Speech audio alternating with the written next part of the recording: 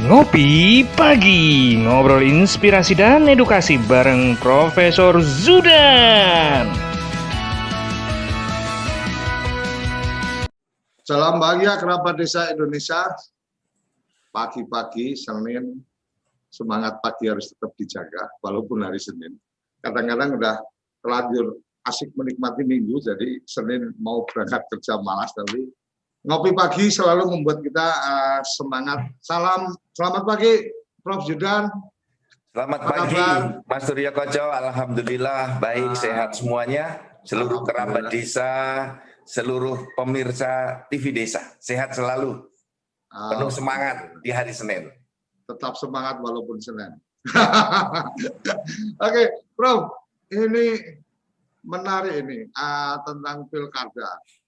Jadi kemarin kita sempat melihat bagaimana prosesi tradisional arah-arahan.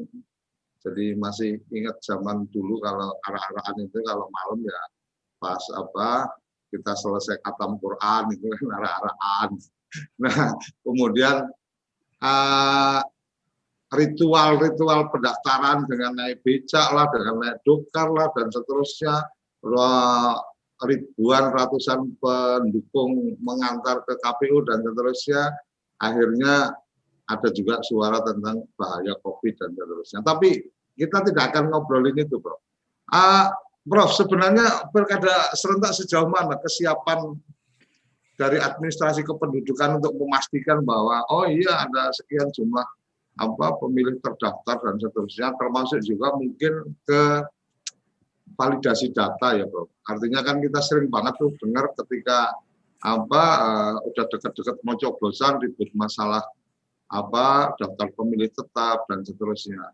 Boleh dibagi informasinya, Prof? Administrasi kependudukan jadi penting ini kayaknya urusan pilkada. Siapa tahu besok pilkadanya nggak harus ke bilik suara, cukup dari rumah mencet handphone milih siapa gitu kan. Silakan, Prof. Terima kasih Mas Surya Koco, rekan-rekan semuanya, kerabat desa. Pagi hari ini pagi yang penuh semangat bagi kita semuanya, seluruh rakyat Indonesia berkarya terus. Sabtu Minggu sudah istirahat cukup, tetapi tentu saja banyak juga yang tidak beristirahat. Teman-teman tenaga kesehatan masih full berjibaku dengan penanganan COVID-19. Oleh karena itu seluruh kerabat desa jangan lupa selalu menjaga dan mengimplementasikan protokol kesehatan untuk melakukan pencegahan COVID-19. Nah, pagi hari ini saya ingin menyampaikan terkait dengan pilkada serentak nanti di tanggal 9 Desember 2019. Ini adalah gawe besar bangsa Indonesia.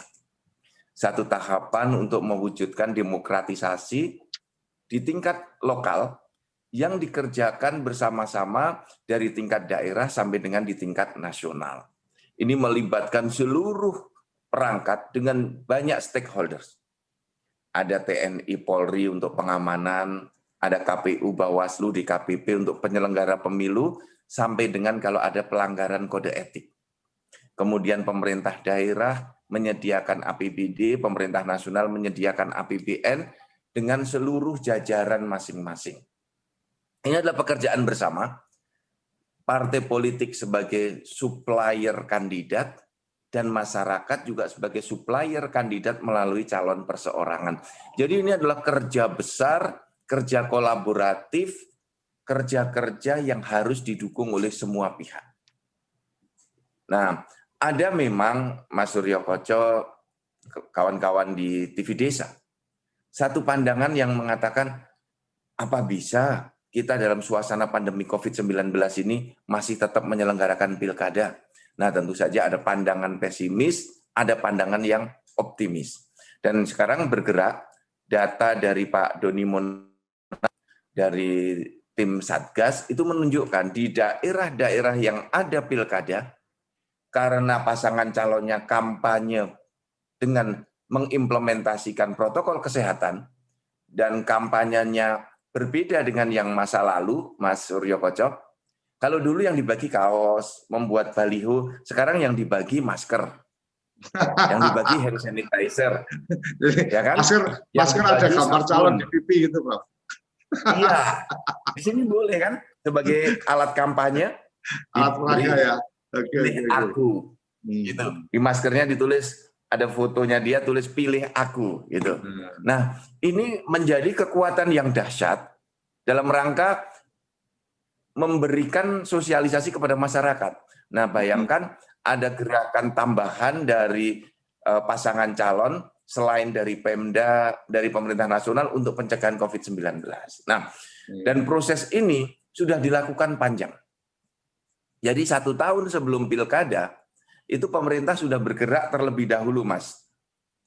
Dengan, kalau di undang-undang pilkada itu, ada tahapan yang namanya tahapan penyerahan DP4.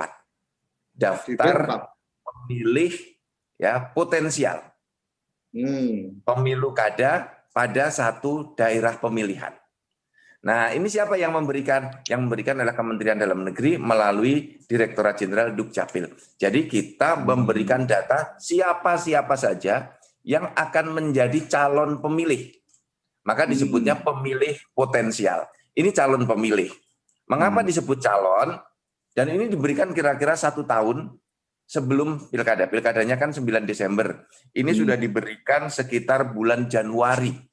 Nah, kalau dulu itu tahapannya September. Jadi sebenarnya di kira-kira 9 bulan sebelum pencoblosan itu diberikan. Tetapi karena ada penundaan pilkada, akhirnya menjadi 1 tahun. Jarak antara penyerahan DP4 sampai kemudian coblosan itu kira-kira jaraknya 1 tahun. Nah, mengapa disebut sebagai daftar pemilih? Ini, daftar pemilih potensial. Karena bisa jadi yang sudah diserahkan oleh Kementerian Dalam Negeri nanti tidak jadi mencoblos. Tidak jadi memilih. Mengapa? Karena untuk memilih ada syaratnya. Jadi setiap warga negara Indonesia memiliki hak pilih dengan memenuhi persyaratan. Maka syaratnya harus WNI dulu. Maka diskusi kita minggu yang lalu ketika menyebut KTPL WNA, maka WNA tidak boleh memilih.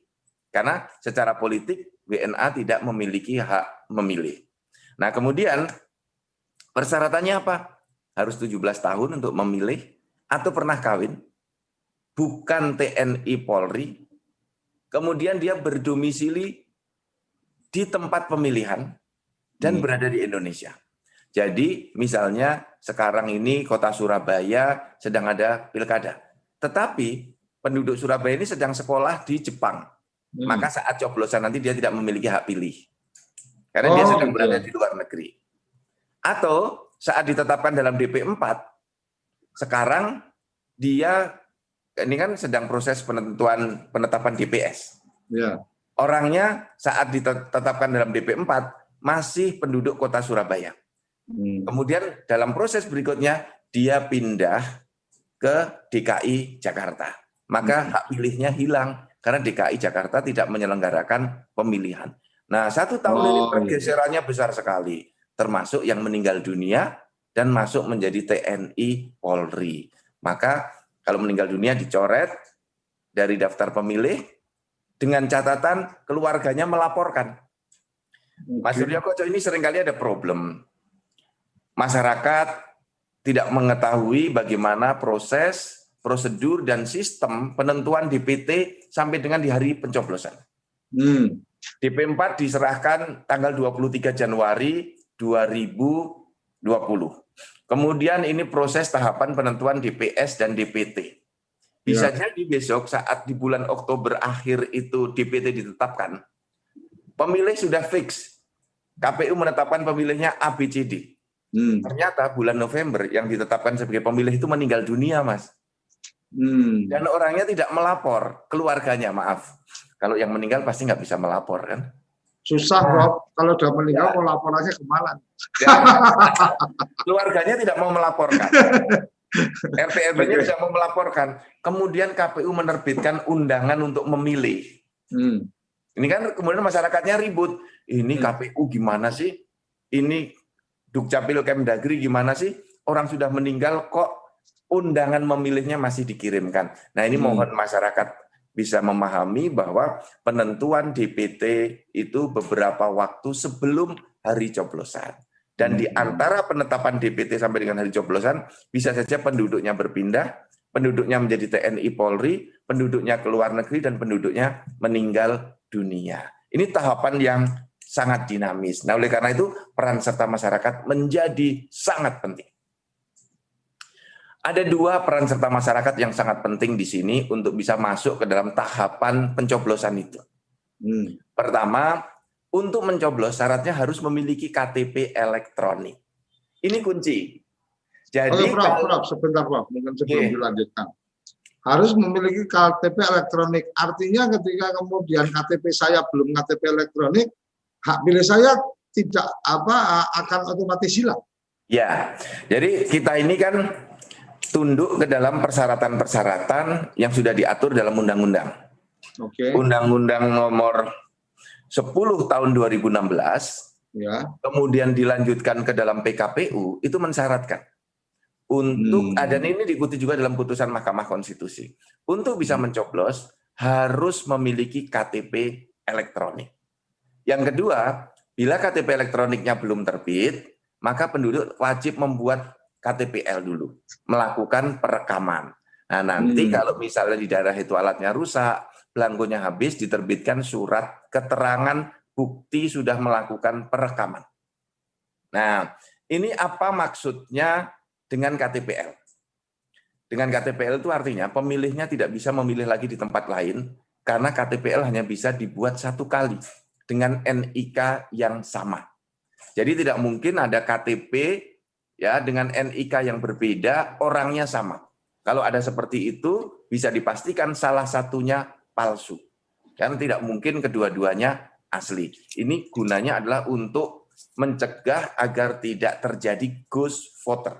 Pemilih hantu seperti dulu itu, Mas Suryo Koco. Kita kan mengenal zaman dulu, satu orang bisa memilih berkali-kali, terdaftar diangkut pakai truk ke sana, nanti betul, saat coblosan pindah di kabupaten yang berdekatan. Ini fenomena ghost voters yang bisa diminimalkan dengan KTP elektronik.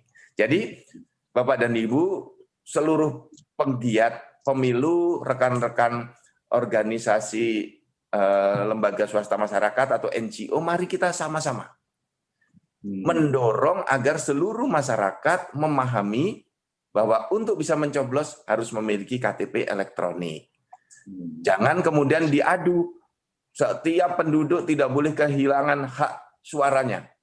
Nah, kita dorong dengan branding yang baik bahwa masyarakat pun harus taat dengan sistem hukum yang berlaku. Kita semuanya harus mentaati, ini sudah diputuskan oleh negara. Sudah jadi undang-undangnya sejak tahun 2000, dulu Undang-Undang nomor 1, ya, Undang-Undang nomor 1 2005, Undang-Undang 10 2016. Sudah sejak 4 tahun yang lalu, ini sudah digunakan dalam berbagai penyelenggaraan pemilihan kepala daerah.